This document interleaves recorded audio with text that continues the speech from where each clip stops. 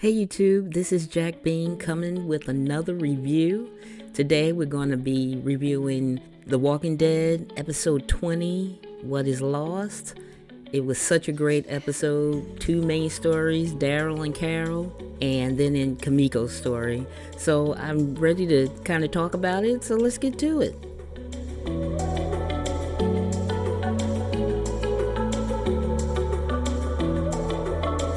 Judith started this episode off by saying that Michonne told her that the only thing more dangerous than the dead is the living, and that you have to have people that you can count on. And not just saying that and letting it be words, but it's actions that show that if there's someone else that you could, put before your own safety, that means something, that the world can probably come back as a good place. Now, the thing that makes this so interesting is that the reel that was going through when Judith was talking really showed Daryl and Carol. They have always had each other's back from the very beginning. In the beginning, he may have kind of felt like she was the kind of person that needed to be taken care of, but as time has gone on, Carol is stronger than everybody. So this episode is really going to be about that, about how Daryl and Carol has each other's back. So the episode starts out with Carol. She's in the kitchen and, she's trying to pack up some food to meet everybody with, because, in her mind, she still believes this is the plan. We made a deal and I'm just going to be meeting up with everybody, going to take some extra food. Ezekiel came by. He came by to give her some extra medicine that she can take up to the hilltop and back to the community. And she was grateful for that. And she told him that she had left him some sesame bagels. And all of a sudden, he didn't say anything. And she was just like, "You like that? You think that's going to be good? That you'll enjoy that?" And he still wasn't saying anything. And she turned around and he was gone. It was like he disappeared. Now, that all of Carol's antenna was up then. She knew that there was something going on.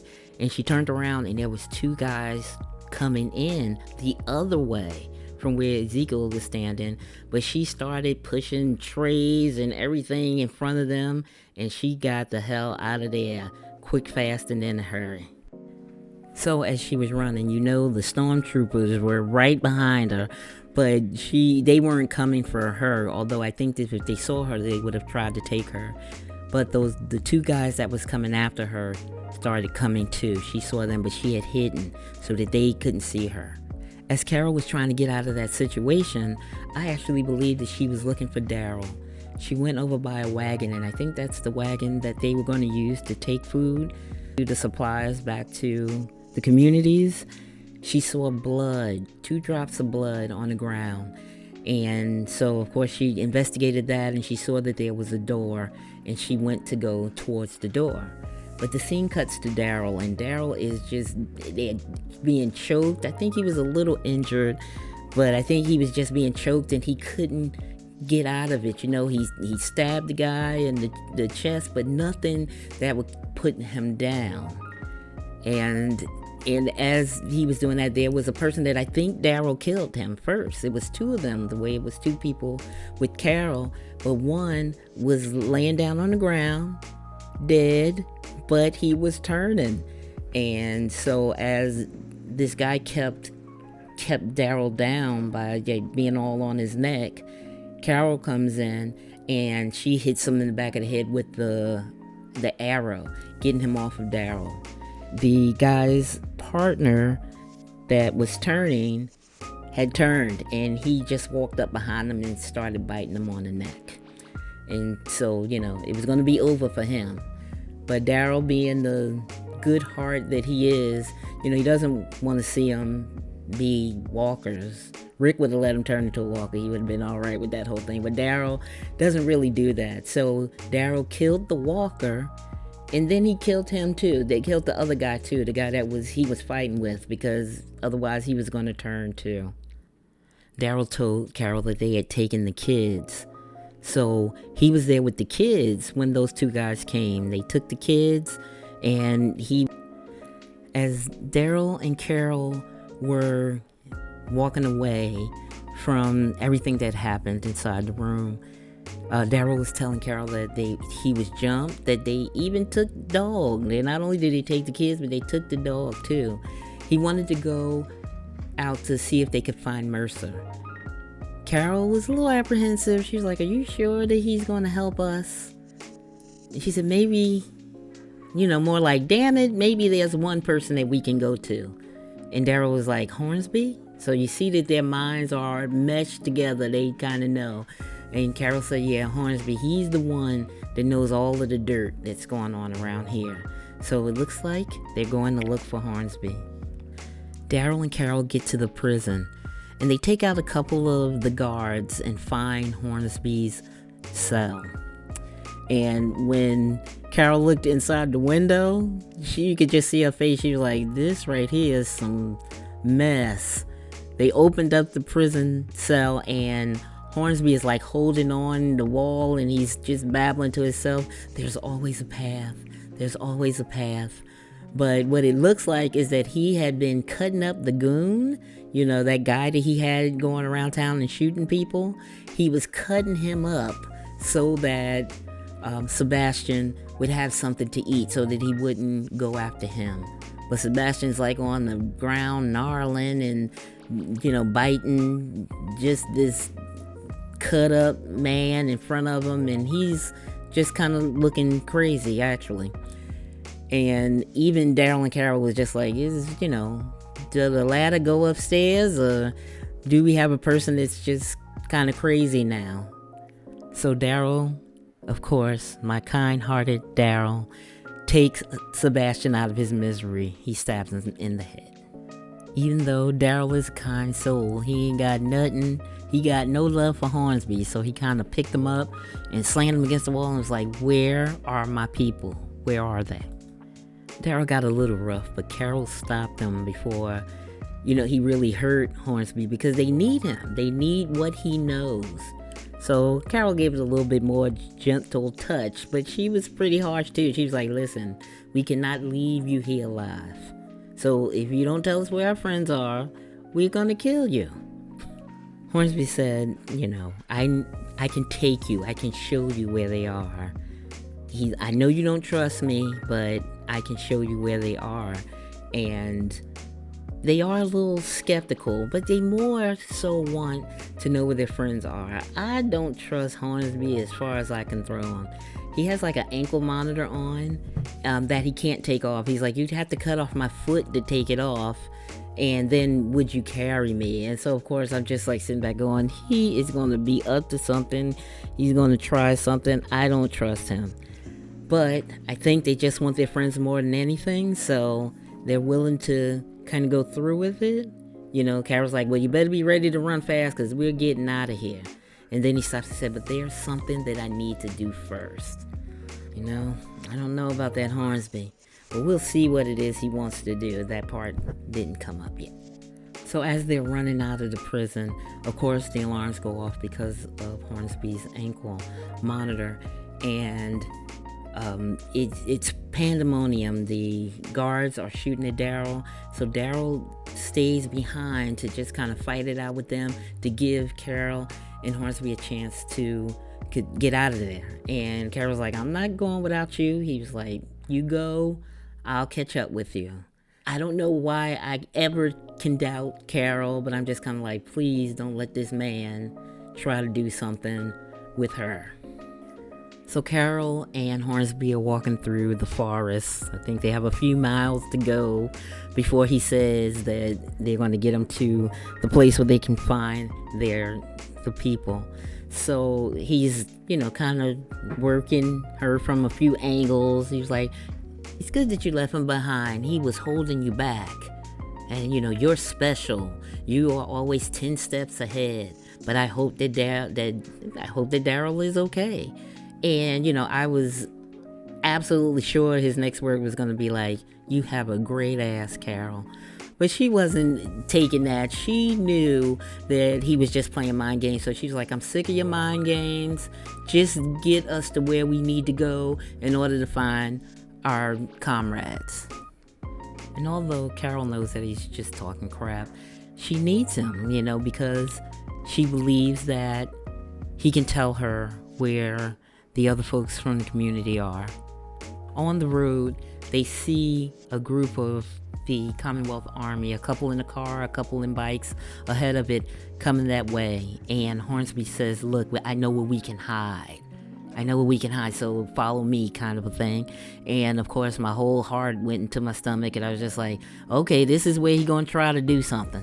So Hornsby leads Carol to this kind of broken out house, this cave, where they start walking through, and as they get into the place, you're finding all these walkers.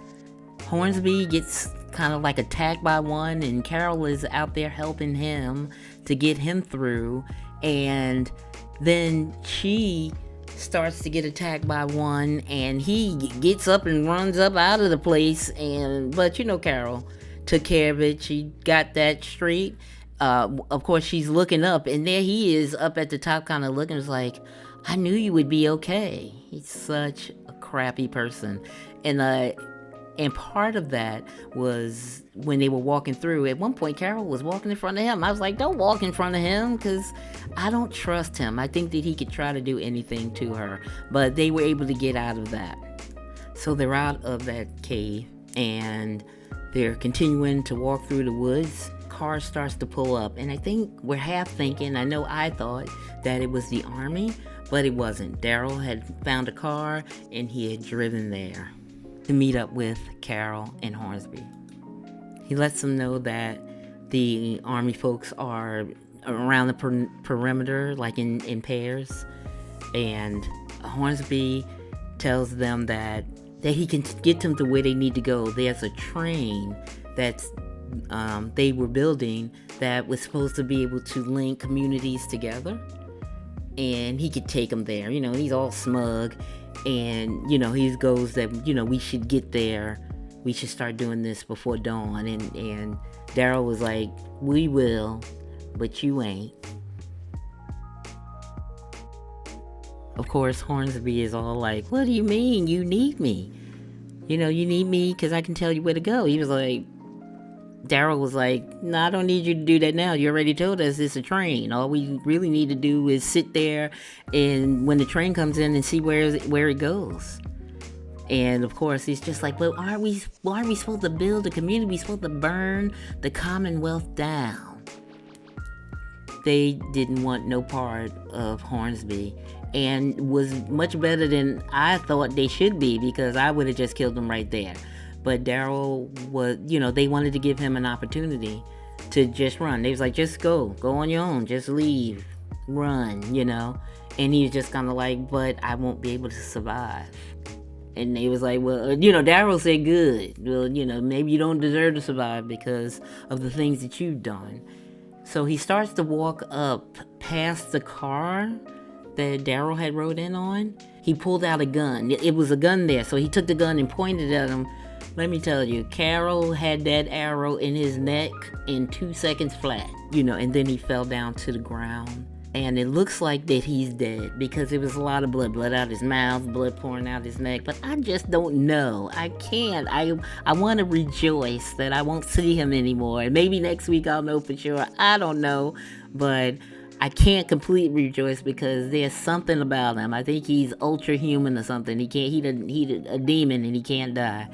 But that's how the Daryl and Carol story ended at that point. R.I.P. Hornsby, if that's the case. Pamela is in the room with a group of people, 3 or 4, and she's telling them that these people are enemies of the state. So, she has to be talking about our folks. And she said that at this point she has closed migration. Nobody can come into the city. That the problem that she's having with these people that are enemies of the stage that is well underhand, is handled. And then they kind of talked to her. They told her that they were really sorry about Sebastian, and to lose a child has to be hard. And, of course, she wanted to play it down. Yes, lost so much, kind of thing. She said, but he will always be with me. And then all of a sudden there is noise at the door. It's Kimiko, just going through the person that was sitting there to guard the door. She came walking inside and was just like, you better send these people on their way because we need to talk. And they did leave, but Pamela had said that they were finished with their business anyway. But Kimiko wanted to know where her people were. She was adamant, where are they? Pamela told her that they were removed from the Commonwealth due to the fact that they didn't want to follow the rules, that they were unlawful. Like she had any rules that were lawful. She wants to force Kimiko's hand. She wants her to prosecute Eugene to the fullest extent of the law, and that if she takes her friends or our friends, our family, that she'll do it. So she's trying to force her to do it. And she also put in the fact that her brother, your brother is a good doctor. He's a great person here. We would not want to see anything happen to him. So her thing was to force Kimiko to prosecute Eugene, who is her friend, to the fullest extent, and prosecute him so that he would be guilty. They would be able to kill him to restore order or fear into the people that lived in the Commonwealth. At this point, Pamela got up and got ready to leave, and she was going to set up a press conference in front of the community where she was going to announce that Kimiko is going to prosecute Eugene. And she told her, don't be late. Kimiko then went to meet with her brother. She wanted to just let him know that they had taken her friends, that they want her to be the person that gives Eugene his death sentence. My brother's like, and I'm sure they gave you a little something for me too, He wants to survive. He wants her to survive. He says, you just do it. Maybe she stacked the deck against you so that you don't have a choice. And maybe Eugene would be the sacrificial lamb. However, that's probably the best way to keep her friends alive and keep them well. That this is really about survival. And I don't think that's what she wanted to hear. She wanted him to tell her that she should stand her ground and just do what she thought was right. But he really, was just speaking like somebody that wanted to survive, wanted her to survive as well. But he thought that the deck was just, Pamela's in charge. She's the person that's going to still be standing after this. Do the smart thing. As Kimiko was leaving the hospital, she runs into Connie, who's hiding in the cloakroom or something. Connie had gotten away because she stabbed the guy that was trying to get her, and then she's so generous of spirit, she took him to the hospital to make sure that he would be okay. Connie wants to fight and go out there and look for her friends. She's like, I'm not sitting in here. I'm going to go out and look for my sister and my friends. She felt like if she waited for the guy to get medical treatment, that he would leave from the hospital and he'd go to where they had stored the community for her sister and all of the people that they had taken from the Commonwealth. Kimiko didn't want her to do that. She said, let me do it. I will follow him. I can walk around here without really getting in too much trouble. If they see you, they're going to take you. Connie was okay with that plan. Kimiko starts to follow this guy. And of course, there's lots of congestion. There's always people around, and she's kind of walking through and around, and the music's really eerie. You always just feel like she's going to get caught and somebody's going to take her. But she's walking around, and all of a sudden she walks by, and she turns, and he's looking dead in her face. He's just looking at her. He stopped. He saw that she was following him, but she played it cool. She turned and walked off, going straight ahead like she was just walking and not looking for him.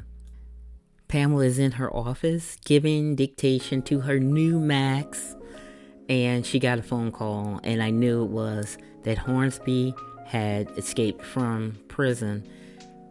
When she goes into Hornsby's cell, the scene was absolutely horrendous.